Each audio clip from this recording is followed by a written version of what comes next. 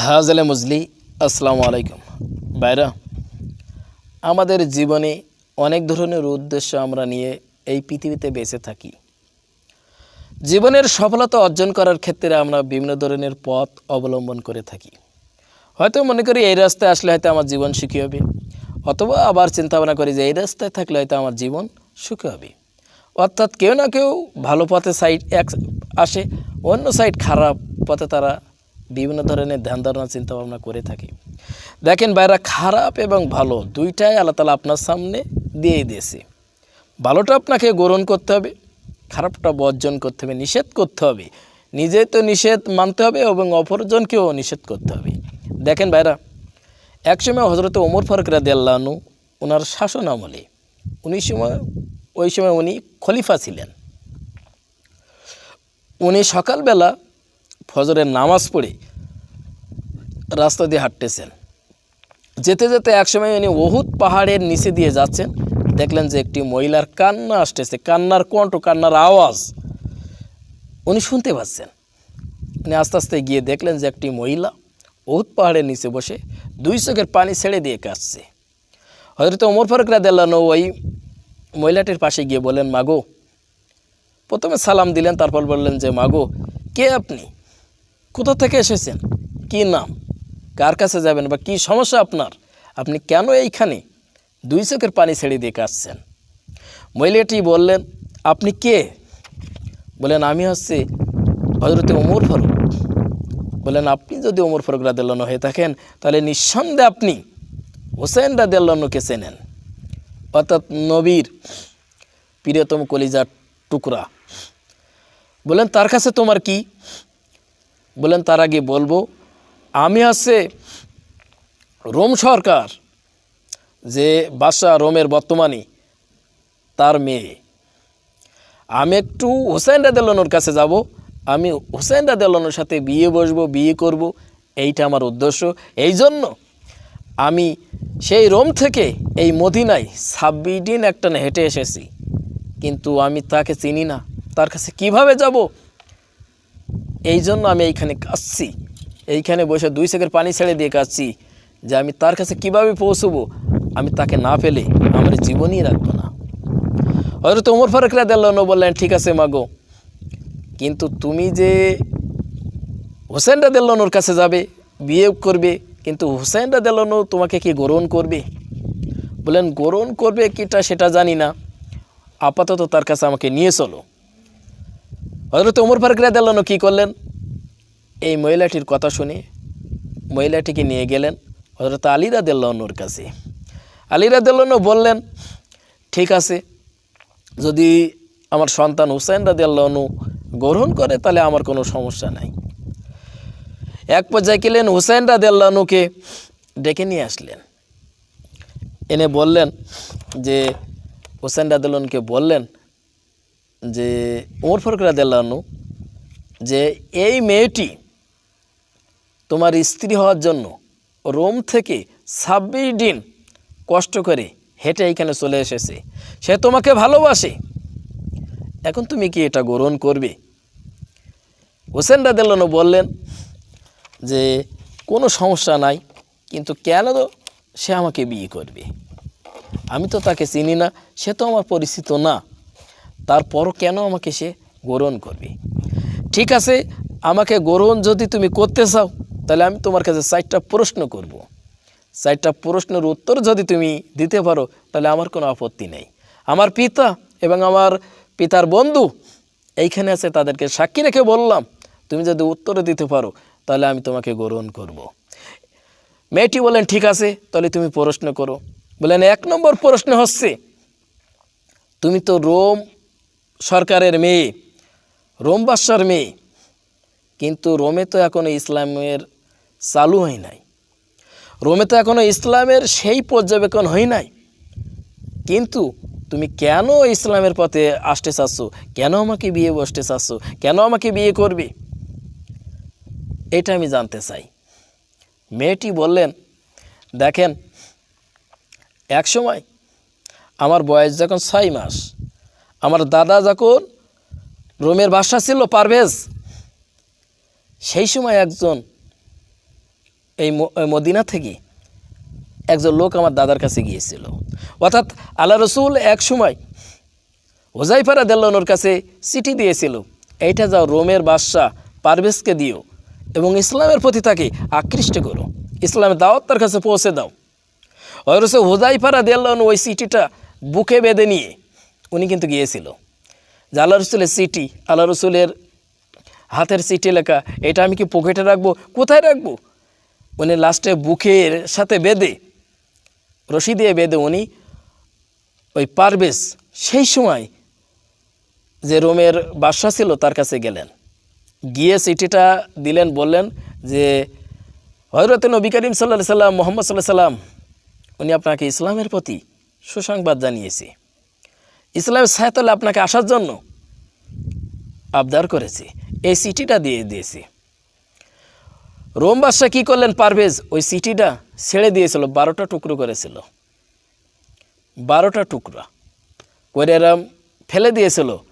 হযরত হুযায়ফা রাদিয়াল্লাহু আনহু ওই চিঠিটা ওই 12টা টুকরা তুললেন, আবার একত্রিত করে উনি ঘোড়ার পিঠে 2 চোখের পানি ছেড়ে দিয়ে আল্লাহ রসুলের কাছে আসলেন, বলেন যে ইয়া রাসূলুল্লাহ, আমি রোমের বাদশার কাছে গিয়েছিলাম, তার কাছে আপনার এই দাওয়াত পৌঁছে দিয়েছিলাম, কিন্তু সে আপনাকে অপমানিত করেছে, এই চিঠি ছিঁড়ে দিয়েছে।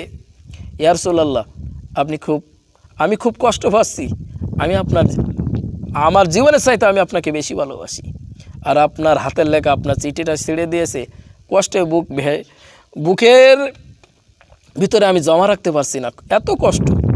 আল্লাহ রসুল বললেন সমস্যা নাই।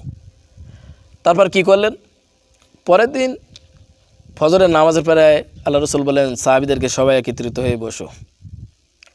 ওই সময় 3 জন আগন্তুক ব্যক্তি, 3 জন লোক আসলেন, তারা এসে বললেন যে আমরা রোম থেকে এসেছি, আমরা মুহাম্মদকে ধরে নিয়ে যাব, আমাদের বাদশাহ পাঠিয়েছি, কিন্তু তারা জানে না যে মুহাম্মদকে ধরতে অত সহজ না, তাকে শাস্তি দেবে কি, কারণ তিনি তো আল্লাহ তাআলার বন্ধু। পাশে বসেছিল বড় বড় সাহাবী, হযরত ওমর ফারুক রাদিয়াল্লাহু আনহু, আলী রাদিয়াল্লাহু আনহু, আবু বকর সিদ্দিক রাদিয়াল্লাহু আনহু, আরও অনেকে। আল্লাহ রসুল বলেন তোমরা চুপ থাকো, আগে তাদের মতামতটা আমি শুনে নেই, তার কী জন্য এখানে এসেছি।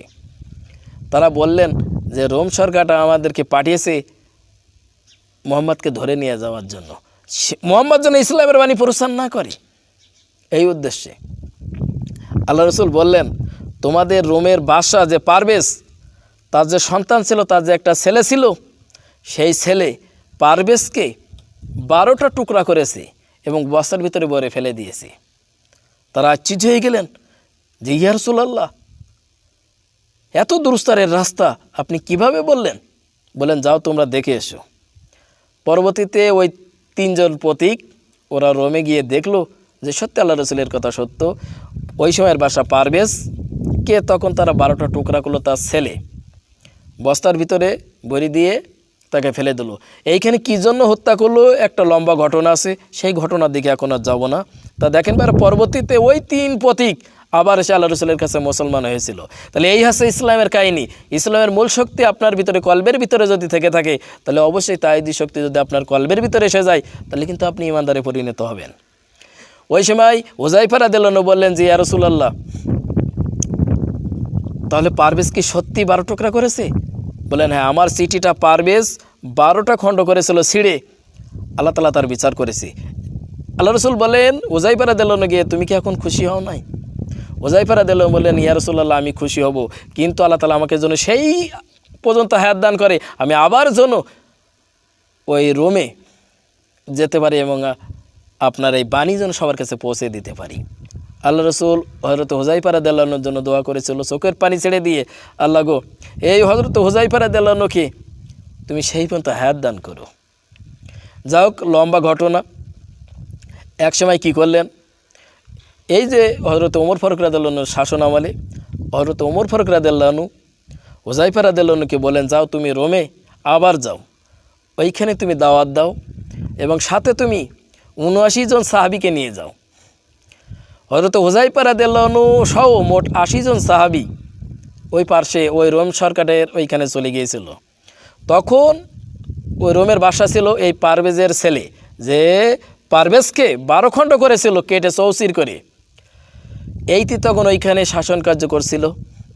উনি ওই জায়গার বাদশা ছিলেন। হযরতে হুযায়ফা রাদিয়াল্লাহু আনহু ওইখানে ৭৯ জন, ওনার ধরে মোট ৮০ জন লোককে নিয়ে, সাহাবীদেরকে নিয়ে ওইখানে উপস্থিত হলেন। এক পর্যায়ে ওনারা ধরা খেলেন ওইখানে গিয়ে। হযরতে হুযায়ফা রাদিয়াল্লাহু আনহু সহ যে সাহাবীরা গিয়েছিল সবাইকে একটি কক্ষের ভিতরে রাখা হয়েছিল, আলাদা কক্ষের ভিতরে। এবং হুযায়ফা রাদিয়াল্লাহু আনহু যে কক্ষে ছিল, কারণ হুযায়ফা রাদিয়াল্লাহু আনহু ছিল কোরআনের হাফেজ, আপনারা ওনার সম্পর্কে অনেক ঘটনাও জানেন, আমি সংক্ষেপে বলছি। তো এক পর্যায়ে কী করলেন, পারভেজ তাদেরকে বললেন, ওই পারভেজের সন্তান যে ওই সময় যে বাদশা ছিল সে বললেন, তোমরা ইসলামের বাণী প্রচার করো না, তোমরা কী চাও, তোমরা যা চাইবে তাই দেওয়া হবে, কিন্তু ইসলামের বাণী তোমরা প্রচার করো না। হযরত হুযায়ফা রাদিয়াল্লাহু আনহু বললেন, না, আমরা আল্লাহ রসুলকে মহব্বত করি, আল্লাহ রসুলের জন্য জীবন দিয়ে দিব, তাহলে ইসলামের পক্ষে থেকে বিপক্ষে যাব না। একসময় বাদশাহ বললেন, তাহলে তেল গরম করো, এই তেলের ভিতরে সবাইকে নিক্ষেপ করা হবে। হুযায়ফা রাদিয়াল্লাহু আনহু বললেন, তাতে কোনো সমস্যা নেই, আমরা মৃত্যুর ভয় পাই না, আমরা আল্লাহ তাআলাকে ভালোবাসি, আল্লাহ তাআলা দিন প্রচার করার জন্য আমরা ব্যস্ত থাকি, আমরা মৃত্যুকে ভয় পাই না। ওই মোটা ৮০ জন সাহাবী, ওর ভিতরে অল্প বয়সে ২৫ বছরের একটি সাহাবী ছিল, সে হুযায়ফা রাদিয়াল্লাহু আনহুকে বলল যে এই তেল গরম করছে, এই তেলের ভিতরে সর্বপ্রথম আমি যাই, কারণ আমি বাড়ির থেকে যখন এসেছিলাম আমার মার কাছ থেকে আমি বিদায় নিয়ে এসেছিলাম আর বলেছিলাম যে আর ফিরে আসবো না, যদি আল্লাহ তাআলার রাস্তায় শহীদ হয়ে যায় এইটাই আমার জন্য সৌভাগ্য। এ একবার যেতে চায় তেলের ভিতরে, ও একবার যেতে চায় তেলের ভিতরে, এই অবস্থা। এই যে ৮০ জন সাহাবী একবার বলে আমি আগে যাব, ও একবার বলে আমি আগে যাব। ওই সময় এই বাদশার মেয়ে, এই যে ওমর ফারুক রাদিয়াল্লাহু আনহুর সাথে যে হুসাইন রাদিয়াল্লাহু আনহুকে বিয়ে করার জন্য এসেছিল, এই মেয়েটি তখন ছাদের উপরের থেকে এই দৃশ্য দেখছিল যে কী রে, কী এমন ইমানি শক্তি তাদের ভিতরে আছে, গরম তেলের ভিতরে তারা যেতে ভয় পায় না। এক পর্যায়ে বাদশাহ বলেন, এইভাবে হবে না, তাদেরকে এক একজনের এক এক ঘরের ভিতরে বন্দি করে রাখো, ৮০ জনকে ৮০টি ঘরের ভিতরে বন্দি করে রাখো, এবং তাদের কোনো খানা পানির কোনো খাদ্য খোরাকের কোনো ব্যবস্থা দেওয়া হবে না, এবং দরজার মুখে একজন করে সিপাহী থাকবে, ৮০টা ঘরের দরজা ৮০ জন সিপাহী থাকবে তাদেরকে দেখার জন্য, তারা যেন কখনও বাইরে এখান থেকে অন্য জায়গায় যেতে না পারে। ঠিক এক পর্যায়ে হযরত হুযায়ফা রাদিয়াল্লাহু আনহু উনি কী করলেন, ঘরের ভিতরে বন্দি করে রাখার পরে উনি কোরআন তেলাওয়াত শুরু করে দিলেন। এই যে লোকটি দরজায় মানে সিপাহী পাহারার জন্য ছিল, সে বলল, কী রে, কিসের একটা আওয়াজ আসে, এত সুন্দর আওয়াজ। উনি দরজা খুলে দেখে যে হযরত হুযায়ফা রাদিয়াল্লাহু আনহু কোরআন তেলাওয়াত করছে। ওনার পাশে গিয়ে বসলেন এবং কোরআনের আয়াতগুলো শুনে উনি এক পর্যায়ে হুযায়ফা রাদিয়াল্লাহু আনহুর কাছে মুসলমান হয়ে গেলেন। এভাবে এক পর্যায়ে করতে ৮০ জন সিপাহী তাদের হাতে মুসলমান হয়ে গেল।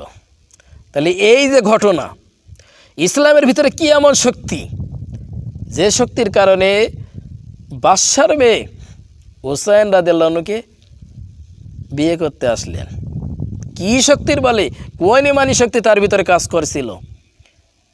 দেখেন ভাই, বর্তমান ক্ষেত্রে আমাদের অবস্থা হয়েছে এমন, আমরা ইসলাম পেয়েছি, আমরা মনে করি যে এটা আমাদের বাপ দাদাদের পৈতৃক ধর্ম, আমরা কষ্ট করি নাই, মানে সহজে পেয়ে গেছি বলে এই জন্য আমরা ইসলামের ভিতরে আমরা ঢুকতে পারি না, ইসলামের মজাটা আমাদের ভিতরে নাই।